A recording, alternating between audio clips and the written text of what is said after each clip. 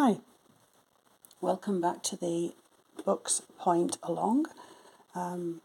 This is part 2 where I have worked the diagonals here and cast on up there, and I've got my picots down the side here. And I've come to the last hole along the top, where you would think you would put 2 pairs in, but you don't. You just put one on this one and work that with the thread next to it. Half stitch, 2 twists, and put that pin up. This one will now go and work down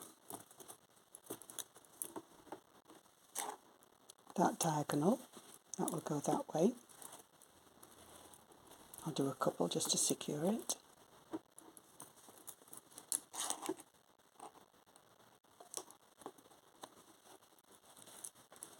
Remembering not to close your stitch.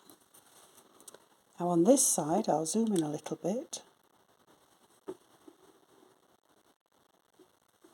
We have a line down here, which is for another passive. So I'm going to put a pin at the top of the line and hang a passive pair around it. It should be 2 passives, but mine's quite a thick thread, so I'm just going to do one. It'll also be quicker to show, and it will show that there is a passive there. And at this side, I'm going to start with a temporary pin. I'm going to hang on that 2 pairs, but I'm going to hang them on side by side. So I'm not doing them rainbow, I'm doing them side by side, they're not joined. I'm going to do a half stitch,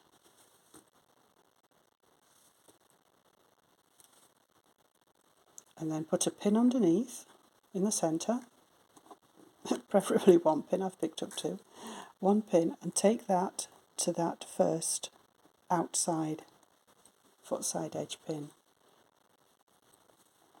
Then I'm going to take the pin out of here, and you'll see that they're joined together, the two pairs are joined together, and I'll finish that stitch. 2, 3. Now this one is going to work through, cloth stitch through that passive. 1, 2, 3. Normally you'd think, oh yes, and work that pair into that. I'll zoom in because this is where everything changes. Sorry about the up and down. I am using a mobile phone. It's not that space age. But what we do with this one is we do what's called a catch pin. Now you use just your worker. You haven't worked it. Use your worker. Go into that on the other side of the passive. Go into that pin there, and then work your stitch. Half stitch and 2 twists. And then you can carry on and work some ground. Half stitch and 2 twists.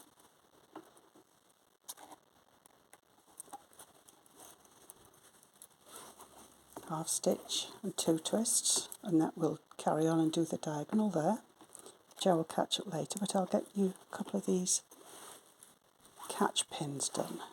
So you use this inside ground worker pair, work back through the passive in a cloth stitch, put your 3 twists on, do your cloth stitch and put your 3 twists on. Put your pin under 4 on the outside there. Tension. Your tension is important on this outside foot side because this foot side is the one that you would use to sew any fabric onto here if you're making a doily or a handkerchief, something like that. Now we've done that, I've worked back through in cloth stitch through the edge passive, and again 1, 2, 3. You would normally make that stitch there, but we're only going to put the pin underneath the worker only into that pin on the opposite side of the passive line. I'll zoom in there so that you can see what I'm doing just there where I've put the pin.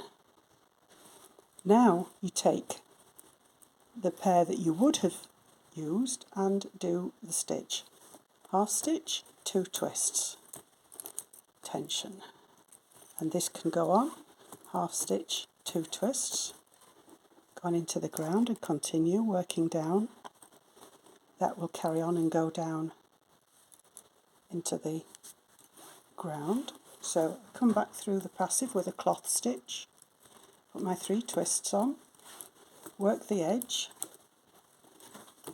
2, 3, put the pin under the full, onto the edge again, and back through the passives with a cloth stitch. Put the 2, 3 twists on there,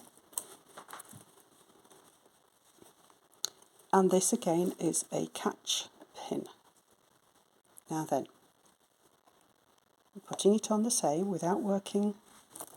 This is the one that wants to come to it. Half stitch, 2 twists, tension.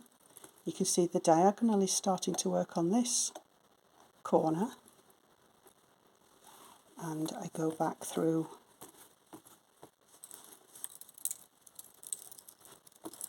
three and pin that for the edge, and then I'll zoom in so that you can see what that stitch is actually doing, because you need this edge to be quite a strong edge for Buck's Point, and the ground is quite a loose ground. So let's see if I can zoom in closer. Okay, now these are your normal pins, and as you can see the stitch goes around the pin, there's no closing under them. There's your next pin, there's in its little square, but this one goes to the right of the stitch. If I pull that there, you can see that would have been the stitch, but that catch pin and the tension on the edge pair has made it into a triangle, a supported triangle, all the way down, 1, 2, 3 supported triangles.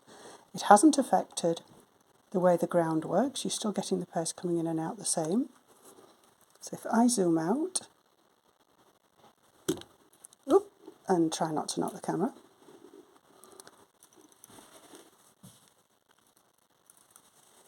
you can see that I have now got a point appearing. So I will continue to work down these, and then because we work diagonally in Buck's Point, I will continue to work down these. Then when I get to this point, I will just turn my direction and work down here, and I will